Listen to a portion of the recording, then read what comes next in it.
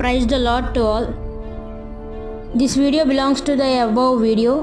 యేసు ప్రభు దేవుడు బైబిల్లో ఈ వచనం చూపిస్తే ₹1,00,000 బహుమానం అన్నారు. ₹1,00,000 అవసరం లేదు కానివ్వండి. జాన్ గారు సత్యం తెలుసుకుని నిజం తెలుసుకుంటే చాలు. బైబిల్లో యేసుక్రీస్తు వారు దేవుడు అనడానికి ఎన్నో వచనాలు ఆధారంగా ఉన్నాయి.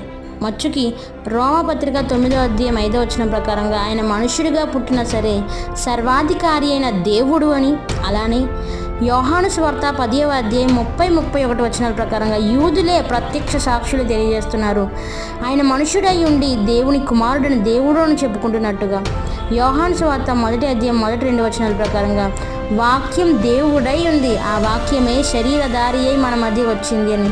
వాక్యం ఎవరికి వస్తే వారే దైవాలు అన్నప్పుడు ఆ వాక్యమే యేసుక్రీస్తు వారు అయినప్పుడు ఆయన దేవుడు కాకుండా ఎలా పోతారు? కొంచెం ఆలోచించవలసిందిగా మనవి చేసుకుంటూ ముగిస్తున్నాను. వందనాలు.